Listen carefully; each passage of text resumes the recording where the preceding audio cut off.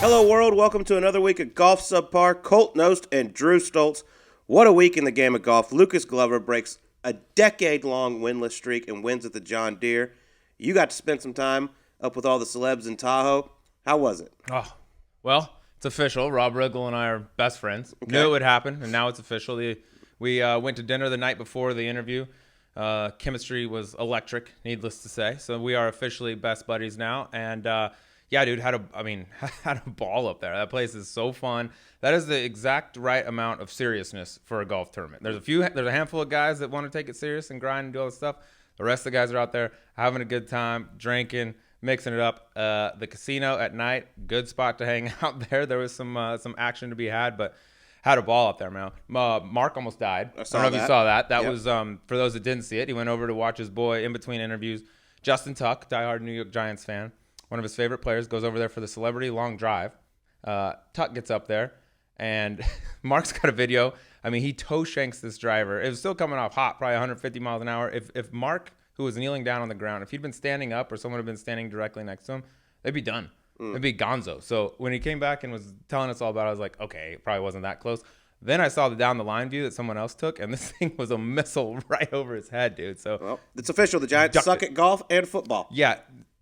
Side note, if you're going to go out and watch celebs, maybe don't stand on the shank side of any of them, because they are more nervous than anyone. In his defense, he was literally like 2 to maybe 3 yards in front of the tee box. I mean, he was almost directly sideways. Like, it would take a serious shank. And with an iron, could happen. Driver, you don't really expect it. But thank God Mark's alive. We almost lost the man. Well, Vinny Del Negro, Whisper Rock member, got the job done there in Tahoe.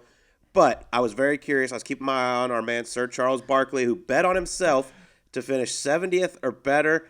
He had a chance, but at the end of the day, finished tied for 76, lost $100,000 betting on himself. But, I mean, that's just such a cool week. I hope I can go up there at some point. But got to give a tip of the cap to Lucas Glover. That was so cool. I had his group on Sunday. The last 5 holes, they moved me over to him. And, I mean, the guy's just a machine. He just absolutely flushes the golf ball. And when he can make those short putts, he plays well. And on Sunday, he did it. That was what was cool coming down the stretch, watching him. Like, we all know what a good ball striker is. He's been that way for forever. The putter's been the bugaboo. He's had real issues with that. Still does sometimes from very short distance. But to close it out the way he did, ends up winning by 2, makes the putt on 17, which was a great putt. And then he's got that little testy, 6-7 foot or whatever it was on 18 that you got to think, if you're in his shoes, like, somebody's going to birdie coming in the par 5. So this one is the one I probably need. And he rolled that thing in, man. And, I mean, testament to him. 10 years plus outside the winner's circle to get back in it. Former major champion. Like, perseverance. And his interview afterwards was pretty cool. Like, he never questioned myself. He had to go back to Korn Ferry Tour finals twice. So, I mean, a lot of guys, especially that had the success he had, could just say, you know what, I don't need it anymore. I'm done. I had a good run, but not him. And now he's back, and he's way up on the FedEx Cup list too. He's a stud. Was so happy. His caddy Coop's one of the best dudes out there.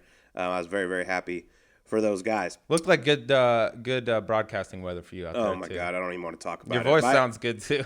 I just went from 65 in rain to 110. That's good. You got to shock the system. Jesus. But anyways, we got another big week coming up. The Open Championship is this week. We're going to get to that. But first, we sit down with our man Jason Gore from the USGA, obviously former PGA Tour player, stud, maybe my long-lost father, I'm not really sure, but always fun sitting down with him. But before we get to that, Sleaze, we got to talk about our guys at Rockform. The best speaker on the planet, strongest magnet. You can run over a small village of people, animals, whatever you want. This thing ain't going to bounce off your golf cart. The sound is unbelievable. The battery life is the best part. Battery doesn't quit. That thing will not quit. It's like the little engine that could. That thing don't stop. Like you said, the magnet will rip the paint off of a Mack truck. And I got 3 rules when I play golf. I need transfusions, I need a cart, I need Rockform. That's the 3. Otherwise, I don't play. I can't get out there anymore without this thing. It's the best golf speaker in the business, period, and it can go other places too. No doubt about it. Like I said, the battery's incredible. Now you can even store 5,000 songs on this thing. So if you lose service, you still got your music. Go to rockform.com and enter code SUBPAR for 25% off your Rockform speaker. That's ROKFORM.com. Code SUBPAR for 25% off. Here's Jason Gore on Golf Subpar. All right, what a dude we have with us here today. He's got probably the most impossible job on the planet, making sure pampered tour pros have nothing to complain about during USGA events. He is the Senior Director of Player Relations for the USGA.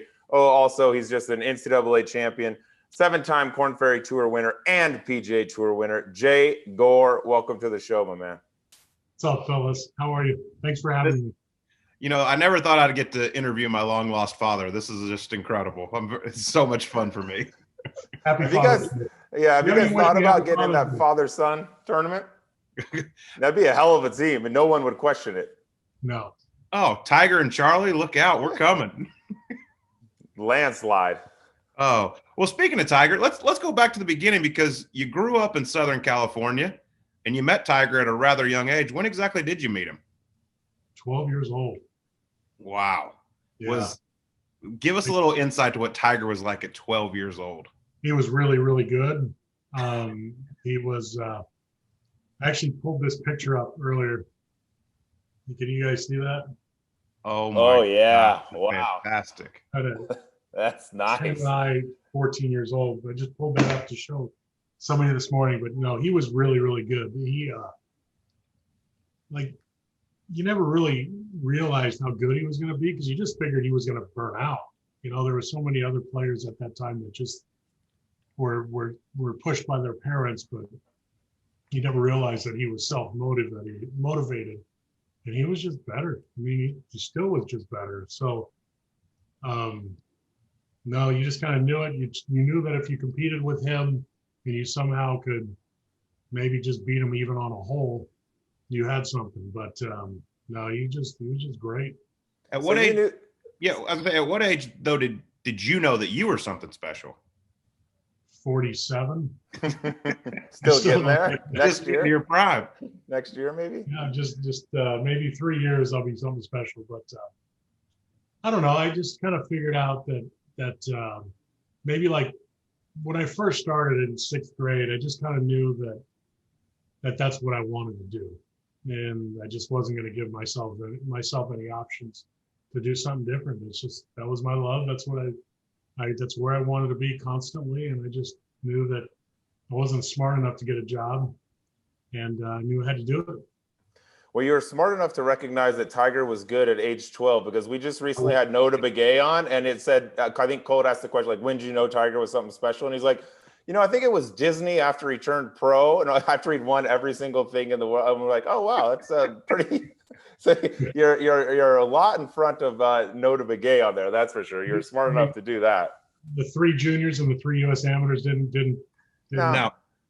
pick it off for him. Okay. Oh, it's a fluke, flash in the pan type of stuff. Another guy whose name always gets thrown around in the Southern California junior golf discussion is Carson Daly. All right, I need it from a true golfer like yourself. Give us the lowdown. What kind of talent was a young Carson back on the junior circuit? He was actually pretty good. I don't remember too much playing with him. I knew like the full honest truth was I remember playing golf with a guy named Carson, and I remember like him being a nice player, and I didn't realize that was Carson Daly. He's like, yeah, we played junior golf. I'm like, oh my gosh, you're Carson. Like I never really kind of put 2 and 2 together. It was one of those things I never, I didn't know he was Carson Daly until Carson Daly became Carson Daly. So Okay. At what age was that? 20s, probably 30. I remember him. I remember seeing him. I just never really put it together. I guess I'm Nota, and maybe Nota would have known better at that point. But, no, I just kind of, he's like, yeah, man, we played junior golf together. I'm like, holy crap, you're right. Like, then I all of a sudden remember, I'm like, yeah, that's him. Just never really, I don't know. That's incredible. Y'all played AT&T Pebble Beach quite a few times together. He's missed every cut with me. In the 2 years we didn't play, he makes the cut and then he wins with Ken Duke. I told him, we're never playing together. I love you. We're never playing together again. I'm the black cat. I'm just unlucky. Ken Duke is a horse, though. He can pull anyone around that place and take them to a trophy. When you think of horse, you think of Ken Duke. You think of Kenny. Yeah. So, because actually, when I was getting ready for this, I never realized you started out at University of Arizona. So obviously, you were a very highly recruited player. What made you go to Arizona, and then what ultimately made you leave? I was just a 19-year-old homesick kid, to be honest with you. I got recruited. I was actually roommates with Ted Purdy and Gary Matthews. Because the animal. the animal. I Wow. tell you what, it's got some stories, but I don't really remember them at that point in my life. But yeah, no, we were roommates.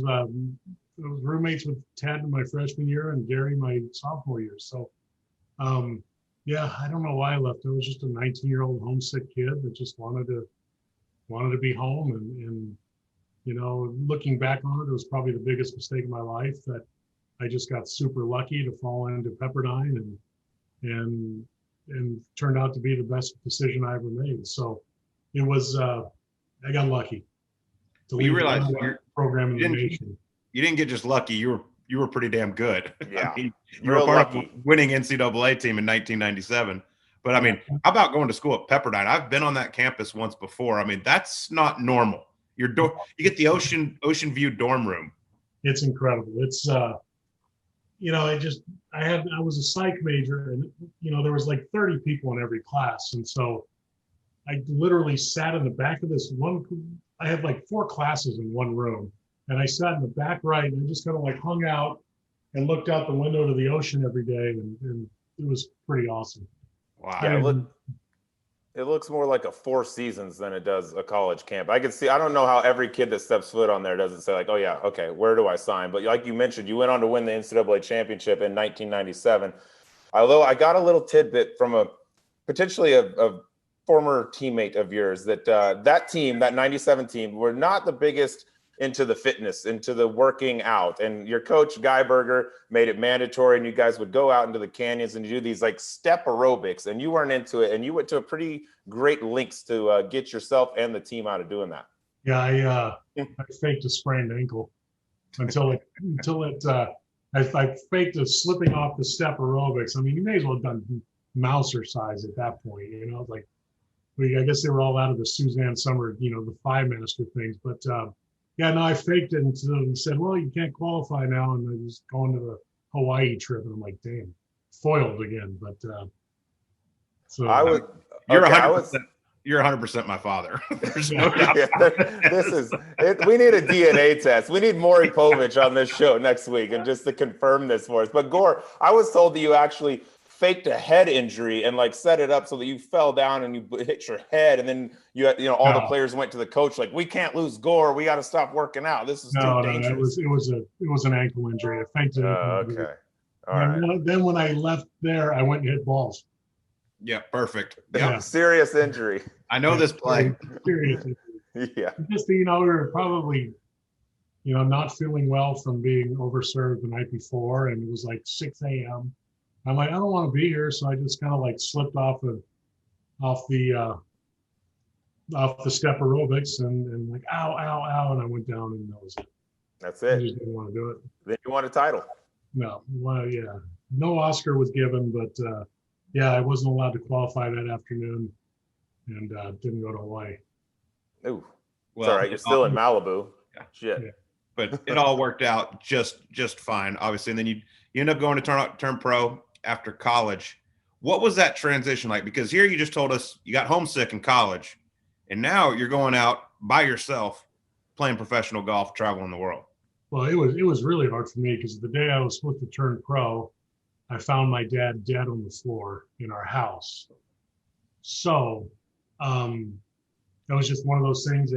My mom was supposed to go to San Antonio for like this conference, and he was supposed to take her to the airport. I was leaving on Tuesday night. Boise, I got a sponsor's invite to Boise, and Boise was supposed to be my first event. It was right after USAM. I'm like, all right, cool. And I don't know why I was leaving Tuesday night, but I was just going to play the Pro-Am. I guess my Ralph Cross at that time, was my manager, or is my manager, whatever, said, just go there. You don't want to get too involved. Just go there, play the Pro-Am, go play. So she went out. She had like a 6:30 flight. They walked out to the car, and he said, did you turn the lights off? And she goes, no. And my last words to my mom was, that's a shocker. And she walked back in. He walked back in and never walked back out. And the next thing I know, I hear my mom screaming. I'm sound asleep. And in between, when I went to Arizona and Pepperdine, I went to COC, and I kind of went College of the Canyons. the junior college right by my house and was helping out with the high school golf team. So I had to learn CPR. So there I am the day I'm supposed to turn pro, giving my father CPR, and didn't make it. So I think I kind of used that as like a crutch for a long, long time when I didn't start out in my, start out really well in my career. I mean, I was on the Walker Cup, I'd won Pacific Coast Am, I won Cal Am, Cal Open. Like I was playing great. And then I just used my excuse for, my dad just died for probably way too long. And instead of just saying, this is what he wants you to do. And so that, yeah, at that point I was mentally toast. And yeah. So, it's just one of those things. I miss him every day, but it's like I was lucky to have him for 23 years. But learning how to travel, and that's the difference between playing amateur golf and professional golf, is your game traveling. Your game traveling to different golf courses and playing different grasses. I remember my first year with Kirk Triplett. When I got my tour card, he said, well, congratulations on getting your tour card and welcome you to playing against the greatest players on their home golf courses. And I go, oh no, right? Like that's not the like uplifting message that I was looking for at rookie orientation. But no, it was just a lot of learning. It's not always about the golf. It's about where I'm going to stay, what am I going to eat, where am I going to go, how am I going to hang out with. So there's a lot of parts to playing professional golf, and you guys know that. And one thing you probably could have done a little better. One thing you could probably have done a little better is not hang out with Pat Perez quite as much as you did, because I heard you actually drove him around one year on the Corn Ferry Tour. That's true. Like we were just a couple guys. We adopted a dog in Fort Smith. It was strange. Like I remember he was going to fly around. I had a buddy who owned a car dealership who gave me a 4Runner. And I'm like, well, why don't you just ride with me? And the next thing I know, he's just occupying my front seat. That was it. And we traveled around all summer together. And I mean, you could not imagine how much crap we got in that car. It was shocking. Or how much crap you heard in that car. Yeah. That too. How much we talked, it was incredible. Gore, we forged a friendship that you just can't do anymore because everybody's flying private and hanging out. And so, who were the other guys you ran around with? Pat Perez being one of them when you were playing the Corn Ferry Tour at the time. Who was your running mates? James O kind of did the same thing with me one year. Who else? There was a bunch of them. Benny Bates. Oh, who's a legend. Vance VZ. Who else? There was a few. I'm drawing a blank on them, but I'm sorry if they're watching. I don't remember. But there was a few that we ran around with that were. That time Mikey Perez? Yeah, Mikey Perez too. Yeah. Oh, Mikey Perez. Jeez, dude, you were. God, that should have been a reality show, dude.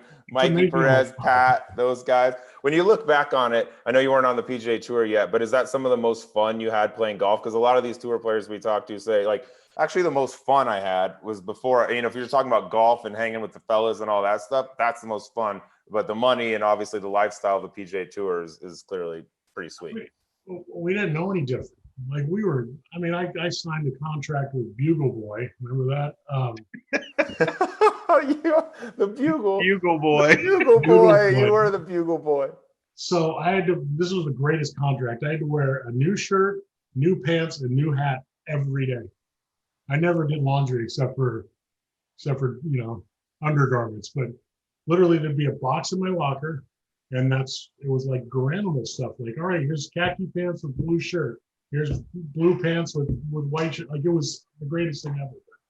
Yeah, it was just, I signed a contract and made $75,000 with them, and I thought I was just the king.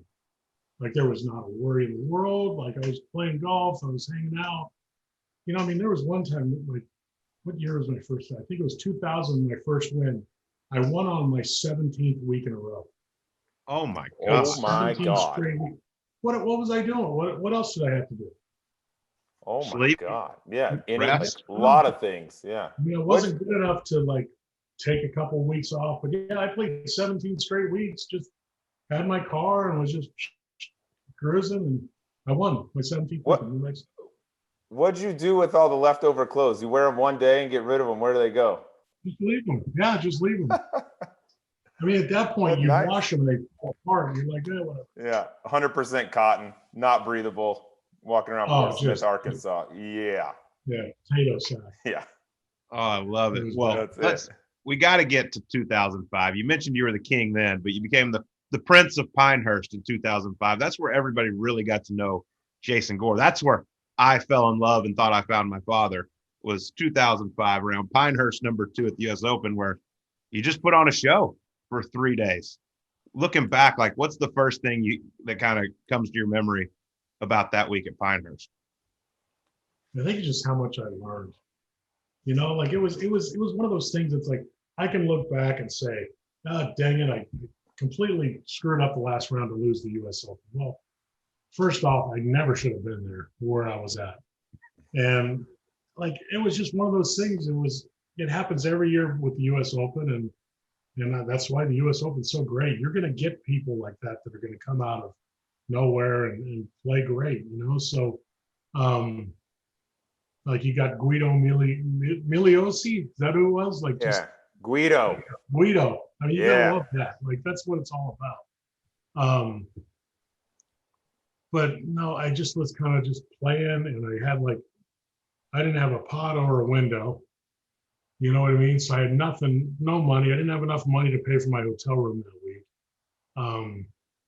And it was just kind of like, all right, let's just see what happens. Let's go. Let's see. So But we see a lot of guys that have like one fluke round that week. But I mean, you're right there. You're tied for the lead after 36, and then you're in the final group on Sunday. yeah, what did I have to lose? It was kind of the same thing. Like, listen, we had an 8-month-old with 2 ear infections. I had a broken phone that I couldn't see. You know, remember the Sony Trios? Remember the phone? You probably don't even remember. Probably, yeah, but it was like it broke the screen on it. I couldn't accept calls or nothing. It was like right when text messages came out, couldn't get text.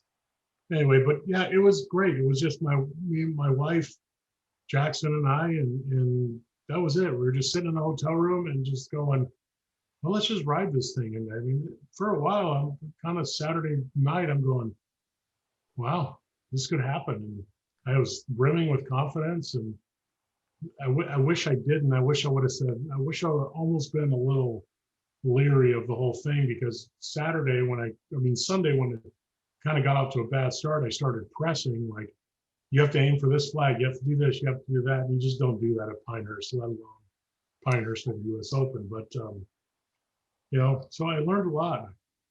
It came out after a couple of weeks, I won my next 3 on the Corn Ferry Tour or Nationwide Tour at that time. And I just knew that no matter what I'd ever see again, I'd seen the worst. Like, what's going to happen next time? I'm in the final group of a major championship. Well, check. Been there. So when I was in the final group of a Nationwide event or a Corn Ferry Tour event, like, who cares? This is nothing. This is fun. Like, they know that I want them to be scared. So that's what I learned. That was kind of what it was, and it was great. Like, if I didn't shoot 84 in the last round, who knows what the rest of the summer would have been. If I had finished 25th, you know, just shot 76 or something like that, which would have been totally acceptable. Who knows what would have happened? You know, so it was. It went down swinging. That's for sure. Swinging a lot. That's actually. right. Swinging a lot. And it worked out. Yeah, it worked out. But if 2021 Jason Gore could go back in time and have a conversation with 2005 Jason Gore before that final round, what would you say to yourself? Don't eat pizza. That's not going to work. He's not going to listen to that. That's right. I would say just be patient. Like, just fairways and greens at that point, and just see what happens. And, you know, it's like you can only control what you think and how your body reacts. And if you hit a bad shot, so what? But, you know, I just don't think I thought very well. I think I got so far into the future. I would have given them the old adage of, hey, just one at a time. And enjoy the little battles. Enjoy the little thing like, hey, I hit a great shot. I hit it right in the middle of the green. That's an awesome shot. Good for you. And just not like constantly keep looking at outcomes of, dang, I need to make birdie here, and I hit it right in the middle of the green and I made par. Dang it. So anyway. When you look back, though, it's like, I mean, can you compare the nerves you had to anything else? Because the whole place was rooting for Jason Gore. I mean, the whole country was rooting for Jason Gore because it was such an incredible story, and you embraced them so well. Like, what were those nerves like Sunday morning? And then when you get to the first tee, knowing, I mean, here's Retief Goosen, and they don't give a damn about him. They're pulling for Jason Gore. Defending champ, too. Mm-hmm. Yeah. I mean, defending champ. The worst part was I didn't start till 3:30. Yeah. I think I got there at 10. I got there at 10, hit a couple balls, and then went in and had lunch, then hit a couple putts, and then went in and had second lunch or whatnot, and then, just I was well fed, put it that way. And then went out and warmed up, and then you just kind of got the motor running, and the motor ran probably for too long, and but I didn't know what to do. The last thing I wanted to do was sit there in a hotel room and think. I wanted to get out and be involved and do something, but yeah, there was a lot to that, and I think it kind of scared the hell out of me, and to the point of I liked being a good player, but I didn't like what went along with it. So, like, I'm pretty reserved and I'm a pretty quiet guy. Like, being social, like I'm a social person, but it takes a lot out of me.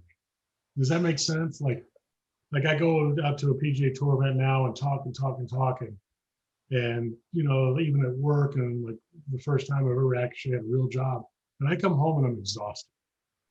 Like it's a lot for me to kind of do that. I'm totally fine sitting here, playing one of these things and just being quiet and doing that. So I think that kind of scared me off a little bit because everything was thrown, especially after winning on tour, and and I click on the computer and I'm on the top line of PGAtour.com and stuff like that, and it was, hey, we need you for this, we need you for that, and finally I'm just like, dude, I'm out.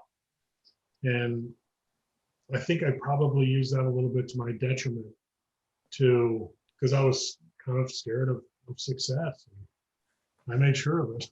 Does that give you more of an appreciation for these top guys nowadays, like your Rorys, DJs, Brookses, where every round, every shot, anytime they have a bad round, it's like, what's wrong with this guy? And what they go through week in, week out with the media and stuff like that. Now that you experienced it and you've seen it firsthand and talked about how you didn't like it, do you have kind of a better appreciation for what these top guys have to do and how under a microscope they are every week? No question. Who's the tennis player that just withdrew from the French? Was it Naomi Osaka? Yeah. Osaka. Like, I get it. I get where she's coming from. And like, that's why I'm so protective with players. Like I was with Rom last week, and he just kind of like gave me the look like, all right, I'm done. And I'm like, all right, he's done. We're out of here. We're getting him out of here. Like, we're going to go let him take the trophy and go enjoy this. So that's why I'm super protective of players when it comes to all of this stuff. And like, I get it. Like, it's tough. It's like, not everybody can be Phil. Phil's sprinkled with it, and he loves it, and he feeds off it, and it energizes him. A lot of it just wears people down. And, Naomi Osaka, like, I get it. I get where she's coming from. And I think, Bryson kind of likes it. Brooks kind of likes it. Like, they feed off that. And that's what kind of makes them special, I guess. Yeah, it's no doubt about it. It's not for everyone. But you mentioned, like, you went on that run after the U.S. Open. You won the 3 Korn Ferry Tour events. And then, I mean, it could be the greatest coincidence in PGA Tour history. You go on and win a tournament called the 84 Lumber. I mean, what are the odds of that? It's incredible. I mean, you can't make that up. No, it's unbelievable. It's the best. It's unbelievable, honestly. It's so weird. Yeah, it's I don't even know what to say. It was just kind of like ironic. And here's the best part. So I made a commitment to go back to Boise. Jeff Sanders asked me, hey, will you come back to Boise? This was before I won. So I went on tour the week before, and somehow get the tour to approve me going, because basically I'm not a Nationwide Tour member anymore. And I fly in there and get on the freeway, and I get on freeway I-184. Can't make it Just up. everywhere. Yeah, it was right there. Like, so it's just crazy. So that number pops up a lot. It's probably my IQ too, but yeah, it's just weird. The random 59s and the random 84s. Just maybe it's just because I'm looking for them. That explains the 84 tramp stamp you have. Yeah, that's right. You want to see it? I didn't know we were going to talk about that. I was gonna keep that quiet, Jason. It's all right. Sorry, Dad. It's out there now. Well, let's stay on the theme of U.S. Open weekends here, because you just got done out at Torrey Pines. There was an odd number of guys to make the cut, and you get to go out there and play 36 holes on the weekend at Torrey Pines, knowing that that's a possibility going in, that you could be the marker. Had you been practicing at all or doing anything or hitting balls leading up to that, or did you just show up and say, give me the hardest test in golf? I panicked and went and hit balls on Friday night at the golf course at Torrey Pines under the lights, and it was so much less dramatic than when Bryson did it. And it just, but I think I played Tuesday the week before with Casey, my buddy Casey, and we played at like 6 o'clock and ran around 18 holes at the Bridges, and that was it for 5 weeks. So I had nothing. Like, that's not a Torrey Pines on a Saturday at US Open. It's not a place you want to go into unprepared. No, Torrey Pines anytime. Or just ever, yeah. Yeah. But let's talk about a couple of the guys you played with, because you played with a young kid, Akshay Bhatia, and then you get the Wilco Nienaber, which, first off, tell us about Saturday, because I read an article you thought around 6 over. That's right. And then Sunday, you're playing with the future of golf, and this Wilco Nienaber. Tell everybody about this kid. So we teed off at 6:30 in the morning on Saturday. And if anybody's watching, like, there's the marine layer and stuff like that. And Casey's caddying for me. I fired Mike Davis after Saturday. So Casey's caddying for me, and he gets up there, and of course he's got the honor. He's actually playing in the event, right? So I'm just placeholder. He takes it up and over the right-hand bunkers on purpose. And it's like I'm making a number up, 320 to carry it at 6:30 in the morning in June gloom. And I looked at Casey and I go, I'm not taking that line, dude. First shot of the day, he hits a 368.9 or 367.8. It was something, he hit a 370 basically, right out of the box. And I'm like, oh God. And then a couple times he hit one on 7 that I just kind of like put my head down, shook it, and just started laughing. Like, it was asinine how far he hit it. And it wasn't like Bryson looks like he's giving it a hell of an effort. Yeah. This guy just was kind of like it's just all of a sudden he took it back and everything got blurry and it was gone.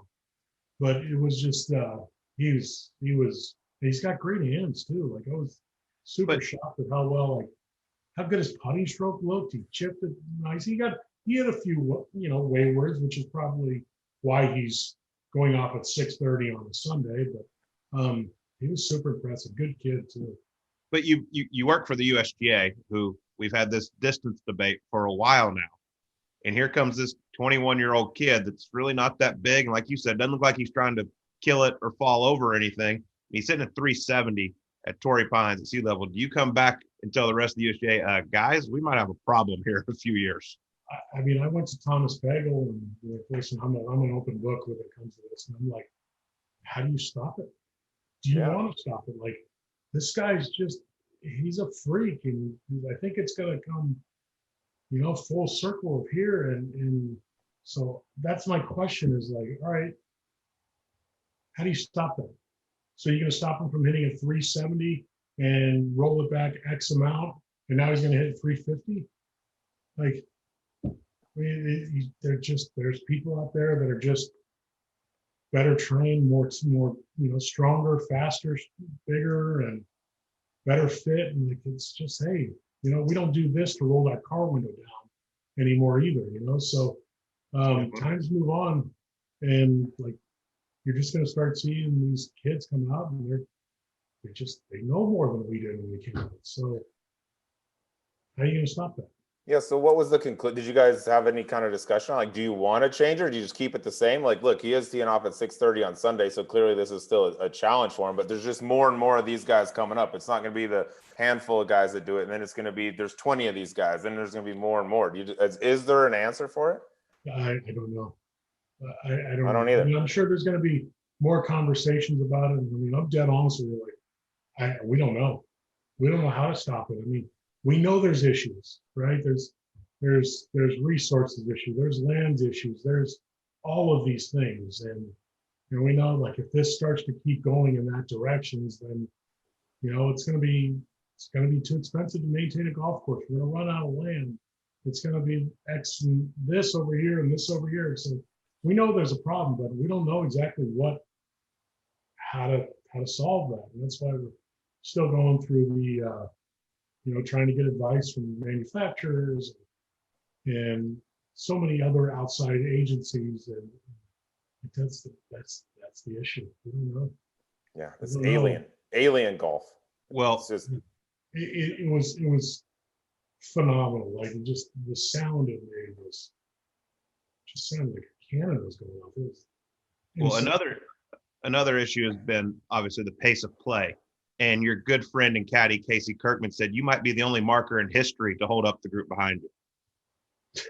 oh, Jay Gore, what? He's like, he was the only guy that was putting out while the other group was waiting. I picked up like 8 times. That's your boy throwing you under the bus. I know. If he could keep up, it would be all right. But no, I think on Saturday, Akshay was grinding, and we had some guys standing on their hips, and I literally cleaned the ball like 4 times. It was just kind of like, I got on the green and got out of his way, and I just stood there to make sure that Jimmy Walker and Siwoo Kim saw me standing on the side to make sure I didn't think like, dude, what are you doing? I'm like, hey, I got nothing. Akshay's grinding, he's working. I'm just over here. I'm just the male model over here. So it's the male model, the That's Bugle Boy. Just some eye candy. Just some eye candy out there for everybody. Jason, did those 36 holes at Torrey make you miss playing and competing more, or did it make you glad that you aren't out there each week trying to beat these guys? Yes. Both? Yes to both. Yeah. Like, it was cool to be inside of the ropes. And then I start thinking like, okay, I played with 2 guys and they still don't add up to my age. They still don't add up to my age plus 8. So, and then I play with Akshay and he's out hitting me, and I'm like, dude, I completely double outweigh you. Yes.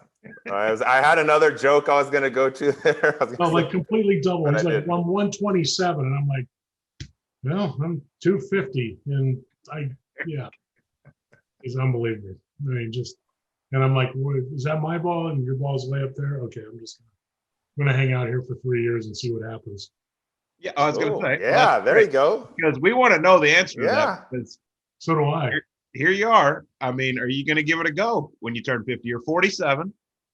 I want to be prepared, because I mean, I still love playing, and I'm super happy where I'm at right now, and being so involved with the game. But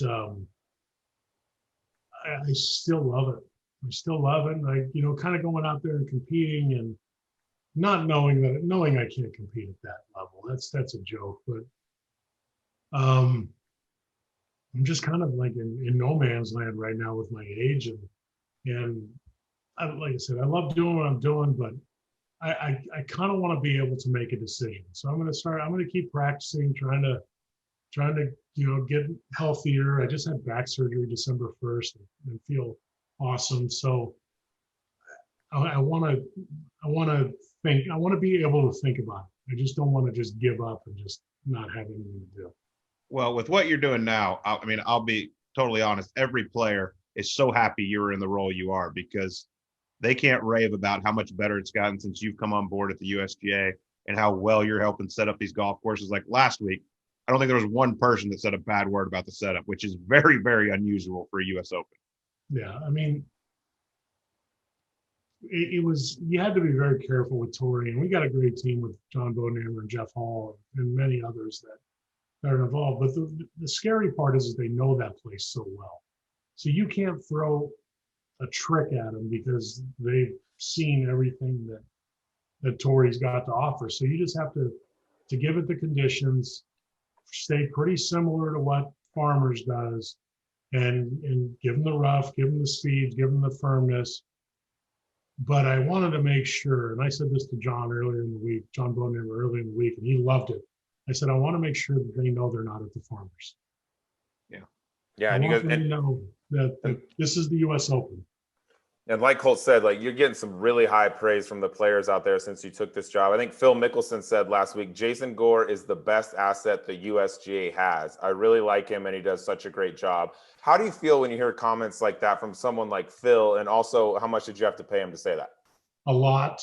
Yeah. It makes me feel really good. I don't know why he said that. I was very honored, but you know, it's a team thing. Like I'm just adding an element to an already great team, and I just listen. They know what they're doing.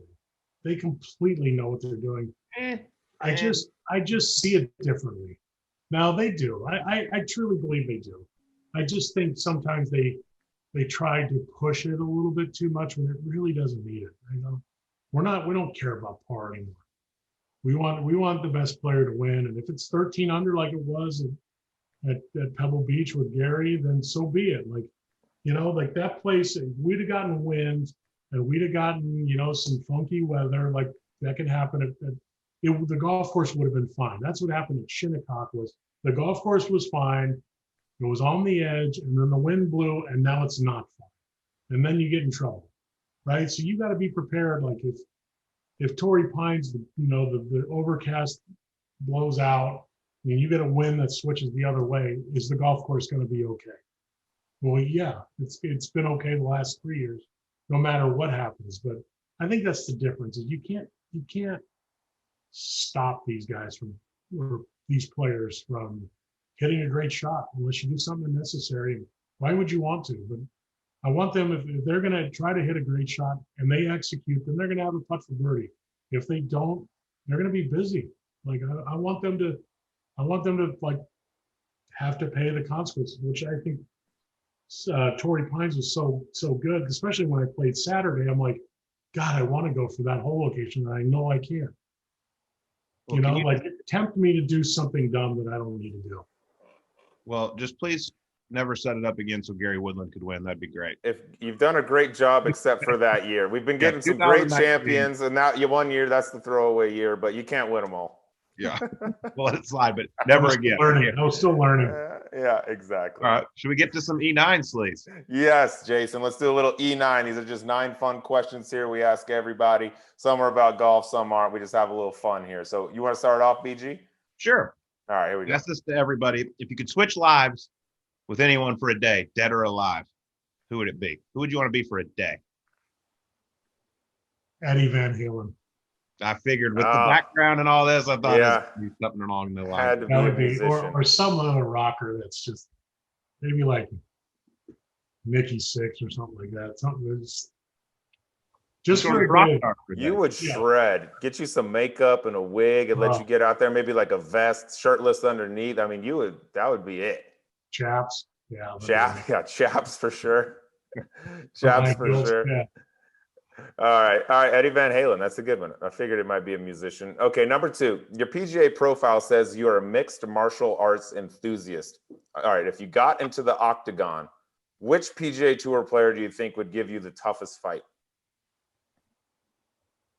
This is interesting because I was racking my brain. I don't know if I'd mess with Kokrak. That's a popular answer. He was in the discussion. Yes. Yeah, I don't know if I'd mess with Kokrak, and I don't know if I'd mess with Brooks. I don't know. I think you get it on the ground. I don't think Brooks could. I think he'd be helpless down there. You get that thing on the ground. Start grappling, you know? You're a ground and pound guy. Kokrak would. I don't know. Like if you just shake his hand, he's like Finau too. Like you shake their hand just like engulfs your whole like fist. But Yeah, Kokrak he'd make me nervous. He's country strong. Country He strong. is. Like, you just look at him and you kind of walk up to him and you're like, dang, dude, you're a lot bigger than you look. Yeah. He didn't need the gym. He just All right, he staying was on those born with it. lines, most of these fighters have fantastic nicknames. You know, got John Bones Jones, the notorious Conor McGregor, Dustin the Diamond Poirier. What would Jason Gore's Ooh. nickname be? Ooh. Ton of fun. What is it? Ton of fun? Jason Ton of Fun Gore. Ton of fun. That's actually really fitting. Ton. We define that loosely, but yeah, ton of fun. Now fighting out of the blue corner, Jason Ton of Fun Gore. It's not really intimidating, but TOF. Yeah. I like it. That's great. Ton of fun. Shit, that's Just good. popped in my head. I don't know. Yeah, you thought about that. All I right. got business cards made. Yeah, you already have that. I know you got a shirt or a robe back there somewhere with it. Trademark. Yeah. All right. Next question. All right. Who has more khaki pants in their closet? Jim Harbaugh or Mike Davis? What material? It doesn't matter. Cotton or 100% cotton. 100% Bugle Boy. cotton. Because we know you USGA guys like the khakis and the white button down. Yeah, but we like dark gray too. I'm gonna Yeah, have to very go with classy. Harbaugh. I think I have to go with Harbaugh. Okay. If you went with pleated pants, that would be a tough one. I think we might have to investigate this one day and really figure it out. Yeah, I think Mike Davis might have taken over that Bugle Boy endorsement once they let you go. No, don't get me wrong. He loves the khakis, but it's we got a lot of dark gray too, a lot of navy too. Yeah, So- you got to hide the sweat. You get in some hot places, you got to hide that sweat. Amen. Yeah, Sweating right now. you ain't no rookie. All right, Jay Gore. As a fellow PGA Tour caddy myself, I respect the job that Mike Davis did on your bag this past weekend at Torrey. But if you had to give some constructive criticism to your boss on what he could work on as a caddy, what would it be? Raking. That's a tricky one, dude. It's a tricky one. I heard there were some complaints from Jordan Spieth and Michael Greller. Yeah, I heard that. Did they really? I heard Was there that. some complaints? I heard that. Well, I was just playing. It was just all over the place, and get to the fourth hole, and I hit in the right bunker, and I just kind of wedge it out, get it up there, and then there was a missing putter cover. We found it, and I saw him rake it, and then I go up there and I wedge it and just move on with the day, right? So the guy in scoring, Rob Ockenfuss in scoring from the USGA, he goes, Jordan wants to talk to you. Yes. Something about a bunker rake. And I'm like, yeah, whatever, dude. Like, I watched every one of them. Mike did fine. He goes, no. I thought he was kidding. And then he goes, no, I think he's serious. So I call Greller and I go, talk to me. And he goes, dude, did you guys head to the bunker on 4? And I'm like, well, and of course I'm trying to, CMA, right? And I go, well, yeah, but I mean, which part did you hit it in? And he goes, well, we were in the front right corner. I'm like, oh God, that's right where I was. And then he goes, yeah, Mike Davis didn't rake the spot in the bunker. And I go, the divot. No, he didn't rake the ball rolling down. I said, were you guys in the divot? And he goes, no. And I'm like, then what are you worried about? Yeah, relax. That is fantastic. And then, of course, the marshal there, God, bless his heart, goes, Mike Greller goes, what is this? And he goes, oh, Jason Gore hit it here. Mike Davis didn't rake it. Ha, ha, ha. And I'm like, oh, no. But luckily, Michael saved us, and Greller saved us and raked it. No harm, no foul, but it was just. That could have been bad. See, Colt, that's why I took so much time at Colonial. I was terrified. That was the one thing I was like, if I mess up every single other thing, I'm gonna overrake the shit out of these things. I don't want to be the guy that blew somebody's. No, you looked up and saw the TV camera on you, and you're like, I wonder how long I can stay on here. I didn't think Dub was playing well enough to be on TV, honestly. All right, we're raking well enough. Yeah. Yeah. All right, next one. You're the player relations director for the USGA. What is the most ridiculous complaint or request you have heard from a player since your time being at the USGA? Tuesday practice run, bad hole locations. Oh, Wow. You didn't even have to think about it. That's nice. No, because I set the flag. I set the hole locations on purpose this year to get a couple to come in and yell. Okay. Feel free to name drop. Yeah. I called them gambling pigs. Yeah. Yeah. Well, I agree. I hate when they're on the side of a hill because obviously I'm gambling. They weren't on the side of the hill, but there was a lot that were just kind of right on the flat of. Do you want to let us know who complained? Maybe some initials or like a nickname we could guess. I'm not gonna do it. Age. You're Maybe college. No. What college they went to. All right. Okay. I don't. That's kiss why and you're the tell. best. That's why you're a true pro. I don't All kiss right. and tell, especially when the seagull does it. Oh, well, here we go. Funny you should say that. Any truth to the rumor that the streaker that jumped onto the 13th fairway to work on his short game on Sunday was actually Charlie Hoffman? No, There's that's some things going around. His golf swing is way too long and way too good. Good point. Yeah. Good point. What did happen to that guy? Because if we saw him, someone form tackled him. Nice. Whoever did that out of the cart was nice. But what happened to that dude? Yeah, it was the sergeant. I talked to him, and I'm like, "Why didn't you just hit him with the card?" He goes, "Too much paperwork." I'm like, "Oh, there you go." Like, Smart thinking. California be in trouble. He goes, I gave him a forearm shiver, and down he went. So Yeah, I don't get it. I don't understand that was a nice tackle. It was.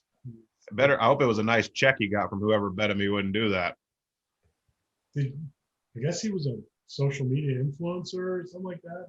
This is yeah. See, social media ruining the shocking. world. Shocking. Yeah, shocking. Yep. All right. Next question. You're 47 years old. You've been beat up. You've been battered. You've had some tough injuries on the golf course. What's been the worst?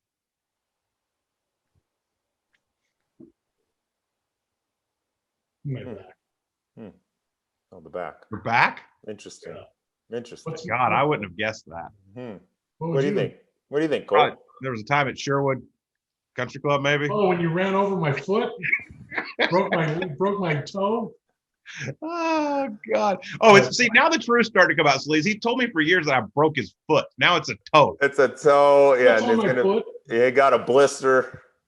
It's on my foot. My big toe still goes like sideways. God, you would have thought I amputated his leg. I mean, good. He did run his foot over with a car. I mean, shit. For the record, he was in the passenger seat. He got out, and when you go to get a club out, do you ever put your foot underneath the tire? I typically don't, but somebody standing there. Well, I can honestly say that's the only time I ever think I've legitimately hurt somebody on the golf course. What year was that?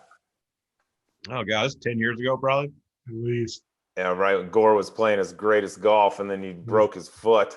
Had to freaking go on the IR for a while. Jesus, unbelievable. That's what happens when you get drunk behind that golf cart. It's still dangerous. I don't even think we were drinking. That's the sad thing. That's what happens when you're not drunk, dude. Then you don't drive as good. All right, good to see you bounce back from that, though, Jay Gore. All right, here we go. Next one, best performance of your life. Your 59 at the Cox Classic in Omaha, or your barroom karaoke performance in Fort Smith, Arkansas. I heard from numerous people, by the way. Fort Smith. Yeah. Do you want to tell us what you did? I don't know. I had some pretty good performances at the piano bar in Vegas too.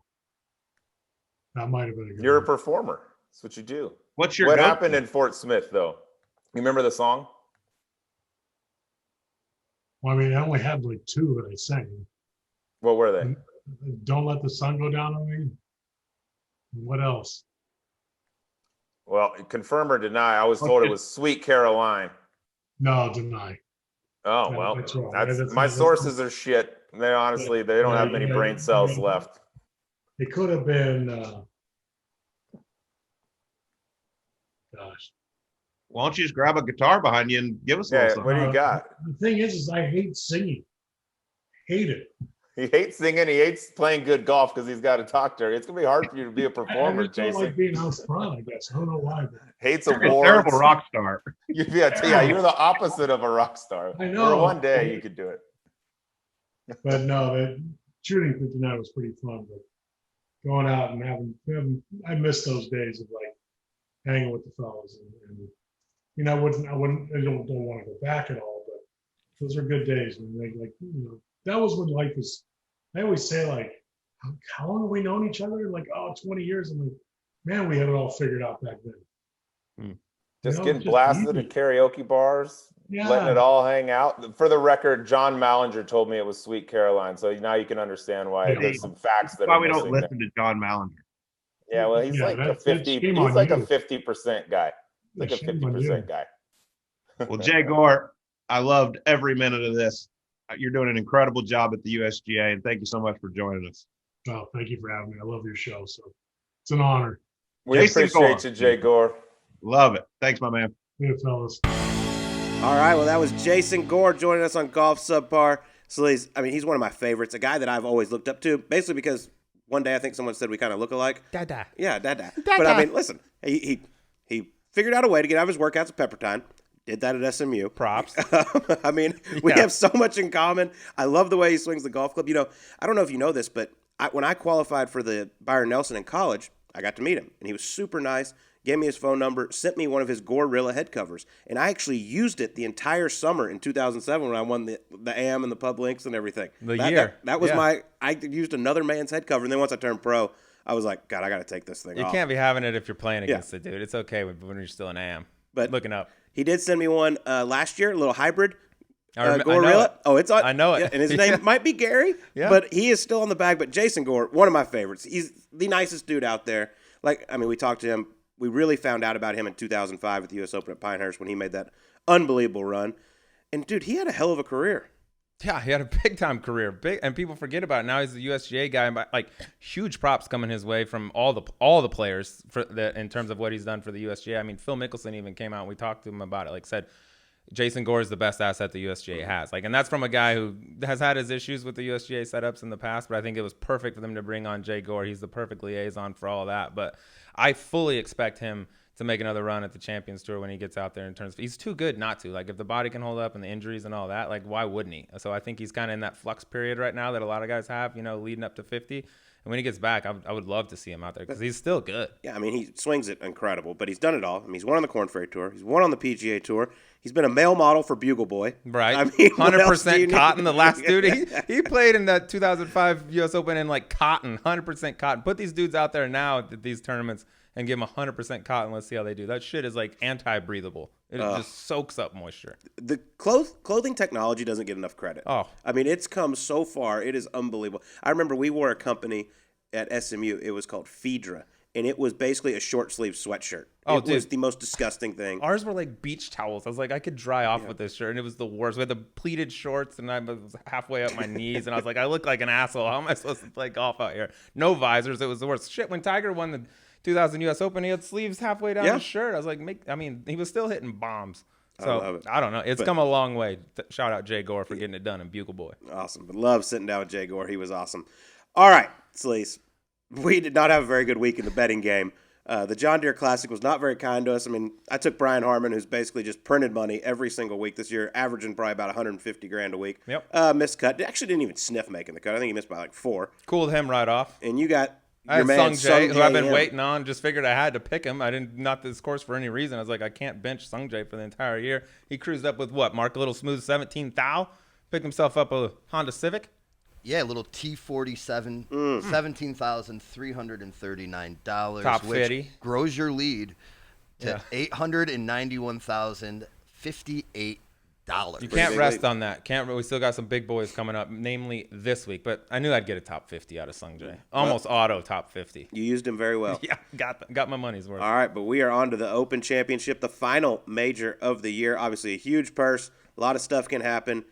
I know you're hoping for some chaos over there with the weather. This is one of my favorites because this is great. On the weekend, I can be down at Bevy in Old Town, and I watch it. Then I come home, I fall asleep, I wake up, and it's still on. Wake up hungover, It's boom, the best. I'm back in the game. It is the best. It's awesome. I do hope I want it here more than anywhere because those golf courses need it. If they would get over there and it's calm and you catch one of those waves or something, it's that's not how it's supposed to be played, and that's when you can see some weird stuff happen. The only thing I don't want is one wave to get the shit draw, one wave to get the good one. Then it just chops the field in half, basically. Like when Louis won, that happened. Like nobody was making it from the other wave. I played one Open Championship, happened to me. You got shit. I would have won. Of course, probably changed your career. I get it. I never had a good wave in any jick of all time. So I don't want that to happen. I just want it to be consistently nasty for the entire week. It is such a cool event. I only played one. It was at Royal Troon. But the walk-up 18 with the stands and everything, it is so, in the big yellow scoreboard, it is so cool. But, I mean, everyone tees off number one, so the bad wave can't happen. But I was the next to last group on Thursday. I teed off at 4:05 p.m. Nice. Like, just getting ready for happy I wake hour. up, I'm like, what in the hell am I supposed to do all day? I didn't finish. I walked off the golf course at 9 o'clock. You got to try to go to bed at 4 a.m. Just stay up, drink a couple bulls, bang through a few seasons or something, and just try to wake up at 1. That's too long to sit around and wait and think, especially for your first Open Championship. Like you're already hyped up. You want to get in the arena and get going. I'll never forget. I got up, had breakfast, watched some of the coverage, took a nap, got up, had lunch. Took another nap. Yeah, took another nap. Went and hit balls. Went and had some more food. Went and hit balls. Second lunch, nap, and then go. Get me out of here. It's a disaster. All right. I love the links golf. I freaking love links golf. This is pure links over here. We don't really have anything that's pure links in the States. Love this stuff. Creativity thrives. All right, well, let's get to it. You have the honor. All right, I'm going to go with a man here. I got to get him off the roster. I mean, I got some big dogs left here, but I'm going Brooks Koepka. I believe he's going off at 12-1. I didn't really realize this, kind of sneaky, but 3 top 10s in his last 4 Open Championships. 2 top 5s in his last 2 just major championships after the knee Every situation. major championship. Exactly, major specialist. If I don't take Brooks Koepka in a major this year, I'm gonna feel like an asshole. I could have had him in one of the last 2 top 5s. Would have been nice, but I'm using him this week. I got Brooks Koepka. Got to empty the chamber, like I said. So go with the specialist. Yep, I was leaning towards him. I actually haven't used him. I've just butchered this whole contest. It's absolutely embarrassing. That's what we do. Ever since I went against Justin Thomas at the Players when he talked me out of picking him. It's just been an absolute disaster for me. So here we go. I'm going to go with Justin Thomas. There you go. Just finished 8th over at the Scottish Open, so played really well. I think he's learning how to play over there. Doesn't have the greatest Open Championship record, but I know you and I both love the way he flights the ball, changes speeds, and I think it's just perfect for over there. If he can just get the putter going, it's been a problem. But I think he's like the 4th or 5th betting favorite. So here we go. Justin Thomas, if you play like shit, I'm sorry. And he's just coming off a top 3 wood last week, so that means he's this close to Peaking. getting it done. Top 3 woods are no problem. I look at those as a uptrend. Like, dude, you're close. You are millimeters away from flushing it. But yeah, dude, I mean, you pick Justin Thomas after 10 missed cuts in a row. I'd be like, yeah, it's gonna happen at some point. So all right, Brooks and JT, we're emptying the clip. All right, here we go. Everybody enjoy the Open Championship, and we'll talk to you on next week's Golf Subpar.